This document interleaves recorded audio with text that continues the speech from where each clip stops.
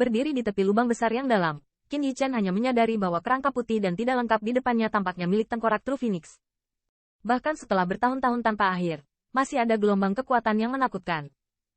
Namun, setelah melihat dari dekat, Qin Yichen hanya menemukan bahwa ada beberapa titik cahaya hitam kecil di tempat gelap bangkai kapal putih. Meskipun ada fluktuasi ekstrim yang menakutkan di bangkai kapal, tetapi titik cahaya hitam ini seperti sakral. Tulang, melekat erat padanya, tidak menunjukkan tanda-tanda detasemen. Bintik-bintik cahaya hitam memancarkan suasana dingin dan jahat, yang benar-benar berlawanan dengan panasnya klan Phoenix. Selain itu, Qin Yichen sangat menyadari bahwa erosi titik cahaya hitam inilah yang ada di reruntuhan. Volatilitas hanya menjadi sedikit tidak jelas. Jika tidak, saya khawatir volatilitas yang dipancarkan di dalamnya akan semakin mengerikan. Apa titik cahaya hitam ini, bahkan reruntuhannya? Melihat pemandangan ini, kulit Qin Yichen sedikit terpana, dan ada warna suram di matanya. Saya khawatir bintik-bintik cahaya hitam inilah yang benar-benar menghancurkan vitalitas reruntuhan ini. Terlebih lagi, hal-hal ini sangat menakutkan. Yang terakhir telah berubah menjadi kerangka tak bernyawa, dan masih tidak memiliki kesempatan untuk melepaskannya.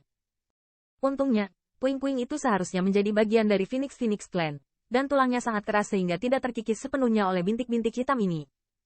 Secara intuitif, Qin Yichen merasa bahwa apakah itu pemilik bangkai kapal atau pemilik titik cahaya hitam, itu sama sekali bukan apa yang bisa dia provokasi. Namun, setelah sedikit ragu, Qin Yichen menghela nafas dan tidak pergi, tetapi dengan hati-hati melompat ke dalam lubang dan berjalan perlahan menuju reruntuhan besar. Dengan pendekatan Qin Yichen, paksaan menakutkan yang awalnya diisi di lubang yang dalam tiba-tiba meleleh tanpa memberinya banyak kendala. Meski tidak ada pencegah seperti itu, Qin Yichen masih terasa kecil saat mendekati tulang. Tubuhnya bahkan kurang dari 1/10 dari tinggi tulang 2. Dengan pendekatan Qin Yichen, gelombang samar tiba-tiba terombang-ambing dari sudut gelap tulang. Bintik-bintik cahaya hitam itu sepertinya merasakan benda asing itu dekat satu sama lain, dan ada kecenderungan samar untuk terkikis. Melihat pemandangan ini, kulit Qin Yichen tiba-tiba memadat. Bahkan leluhur klan Phoenix yang perlu dia hormati direduksi menjadi titik seperti itu. Jika dia menyentuh sedikit titik cahaya hitam ini, saya khawatir dia juga akan sakit kepala. Terkikis oleh yang terakhir. Hai, dan saat bintik-bintik hitam itu bergejolak, gelombang panas tiba-tiba terpancar dari reruntuhan putih, dan suhu tinggi tersapu, dan ruang di sana menjadi terdistorsi. Di bawah gelombang ini, titik-titik cahaya hitam yang bergolak itu pergi dengan tenang. Dan jenis suhu tinggi yang panas dapat menekan titik cahaya hitam ini, tetapi jelas tidak ada cara untuk menghapusnya sepenuhnya. Saya dapat memiliki prestasi hari ini, dan saya tidak dapat dipisahkan dari niat baik yang diberikan oleh Phoenix Clan Senior. Melihat reruntuhan dengan keagungan kuno, Qin Yichen tidak berhenti sejenak, dan berjalan perlahan menuju tempat gelap di mana titik cahaya hitam berada. Kulitnya menjadi khusyuk saat ini, dan dia penuh rasa syukur. Suara gumaman itu terdengar pelan. Meskipun di depan Seng Tianfu, Sein Clan Phoenix secara paksa mengambil 1000 angin dan salju, yang membuat Qin Yichen cukup membenci ras kuno ini. Tetapi bahkan Qin Yichen tidak dapat menyangkal bahwa ras manusia dapat menempati area itu dan datang sebagai tempat berkembang biak. Selain seni bela diri leluhur tua Hong Jun, persetujuan rahasia klan Phoenix juga sangat diperlukan. Selain itu, Qin Yichen di Battle Domain dari 10.000 keluarga benar-benar berhasil menembus ke tingkat suci karena esensi darah leluhur klan Phoenix.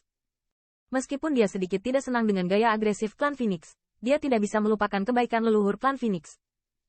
Hari ini, biarkan junior merasakan kebaikan. Langkah kaki Qin Yichen akhirnya berhenti di depan titik cahaya hitam, melihat titik cahaya hitam seperti tulang pipi, dengan kilatan dingin dan parah di matanya. Saat suara itu jatuh, Qin Yichen perlahan mengangkat tangannya. Telapak tangannya terbuka lebar ke arah titik cahaya hitam itu. Dan kemudian, saat pikirannya bergerak, kekuatan gelombang sihir melonjak, langsung menghadap ke tempat gelap bersiul. Hai, saat kekuatan agung ini muncul, paksaan yang kuat dan kuat tersapu. Di bawah paksaan ini, Feng Wei kuno di atas reruntuhan tidak bisa tidak bertemu. Bintik-bintik hitam itu, seolah-olah mereka melihat sesuatu yang menakutkan, tidak bisa berhenti gemetar. Jadi mereka ingin melepaskan reruntuhan yang telah terkikis bertahun-tahun tanpa henti.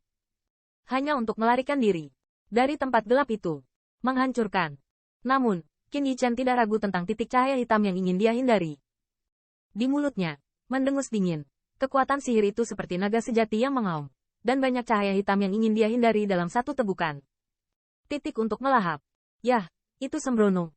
Dengan tindakan Qin Yichen, setelah lautan api di atas puncak gunung, siluet tua tidak bisa menahan desahan, dengan sentuhan kekhawatiran di matanya.